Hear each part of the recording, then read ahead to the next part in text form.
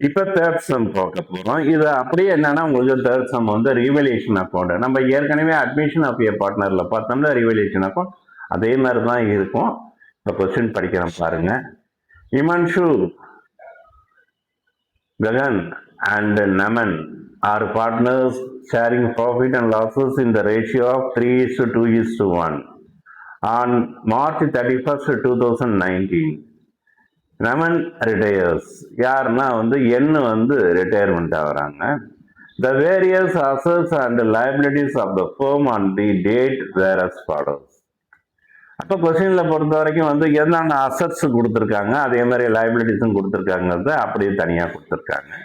Cash rupees 10,000, building rupees 1 lakh, plant and machinery rupees 40,000, stock rupees 20,000, debtor rupees 20,000 and investment rupees 30,000.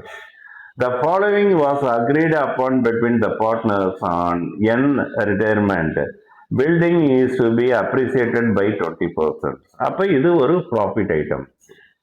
அடுத்தது ரெண்டாவது, plant and machinery to be depreciated by 10%. இது ஒரு loss items. அப்படியே mark பண்ணிக்கிங்க, பென்சிலில் கையில் வச்சுக்கிங்க. அப்ரிசியேட்டடுக்கு பொறுத்த வரைக்கும் ப்ராஃபிட் போட்டுங்க. First one is a profit, second one is a loss.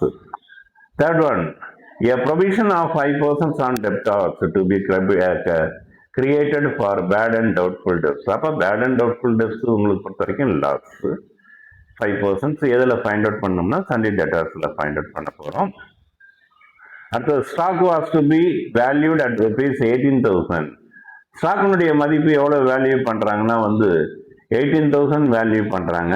அப்போ மேலே வந்து ஸ்டாக்கினுடைய வேல்யூ எவ்வளோன்னா 20,000 கொடுத்துருக்காங்க.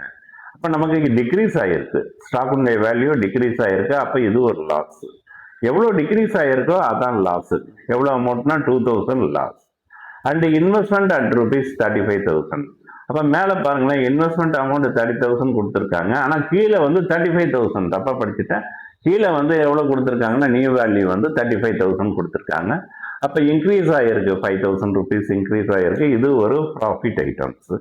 இப்போ நாம் வந்து கொஸ்டினில் வந்து என்ன கேட்டிருந்தாங்க, record the necessary Journal entries to the above effect and prepare the revaluation account. இப்போ நம்ம முதல்ல ரீவல்யூஷன் அக்கௌண்ட் போட்டுட்டு அதுக்கடுத்து ஜேர்னல் என்ட்ரிஸ் போட்டிங்கன்னா ரொம்ப ஈஸியாக இருக்கும்.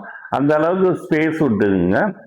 ஜேர்னல் என்ட்ரிஸ் போடுறதுக்காக 3 என்ட்ரிஸ் போட போகிறோம். அப்போ எவ்வளோ ஒரு ஐடியா வந்துருக்கும் உங்களுக்கு. ஆஃப் பேஜ் வரைக்கும் கேப் விட்டு ரீவல்யூஷன் அக்கௌண்ட்டுக்கு வந்துருங்க. இப்போ ரீவல்யூஷன் அக்கௌண்ட்ல ப்ராஃபிட் ஐட்டம்ஸ் எல்லாமே எங்கே வரணும்னு சொல்லியிருக்குன்னா கடைசி சைடில். அப்போ பில்டிங் பை பில்டிங்குடைய value 1 lakh into 20%, 20 divided by 100 எவ்வளோ அமௌண்ட் வருதுன்னா 20,000 வருது. அதுக்கு அடுத்தது இன்வெஸ்ட்மெண்ட். ஏற்கனவே எவ்வளோ வேல்யூ இருக்குன்னா வந்து 30,000 இருக்கு. இப்போ உள்ள வேல்யூ 35,000. எவ்வளோ இன்க்ரீஸ் ஆகியிருக்குன்னா 5,000 rupees. அடுத்தது, லாஸ் ஐட்டம்ஸ் எல்லாத்தையும் 2 சைடில் கொண்டு வாங்க. 2 பிளான்ட் அக்கௌண்ட். பிளான்ட்டுடைய வேல்யூ, அதாவது பிளான்ட் அண்ட் மிஷினரியுடைய வேல்யூ 40,000 இன்ட்டு 10/100 எவ்வளோ டிப்ரிஷியேட் ஆகிருக்குன்னா 4,000.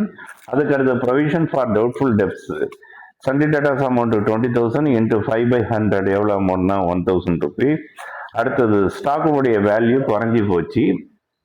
இப்போ உள்ள வேல்யூ 18,000, ஏற்கனவே உள்ளது வந்து 20,000. அப்போ எவ்வளோ மதிப்பு குறைஞ்சி போச்சுன்னா 2,000 குறைஞ்சி போச்சு. அந்த 2,000 உங்களுக்கு லாஸ். இப்போ ப்ராஃபிட் ஐட்டம்ஸ் 2 இருக்கு, லாஸ் ஐட்டம்ஸ் 3 இருக்கு. அக்கௌண்ட்டை க்ளோஸ் பண்ணுங்க. அதே டெபிட் சைடில் கொண்டு வந்து 25,000 போட்டுட்டு எவ்வளோ அமௌண்ட் பேலன்ஸ் ஆகுதுன்னா உங்களுக்கு பொறுத்த வரைக்கும் வந்து 18,000 பேலன்ஸ் ஆகுது. அதாவது டெபிட் சைடில் டோட்டல், கிரெடிட் சைடில் டோட்டல் 25,000, டெபிட் சைடில் உடைய டோட்டல் அமௌண்ட் பொறுத்த வரைக்கும் 7,000 மைனஸ் பண்ணிங்கன்னா 18,000. இதை வந்து 3 பேரும் பிரித்து எடுத்துக்கணும். எந்த ரேஷியோனா ஓல்ட் ரேஷியோ. அப்போ 2 profit transfer. H 18,000 into 3 divided by 6. அடுத்தது G 18,000 into 2 by 6. அடுத்தது N 18,000 into 1 by 6. அப்போ உங்களுக்கு பொறுத்த வரைக்கும் வந்து ரீவல்யூஷன் அக்கௌண்ட் போட்டாச்சு.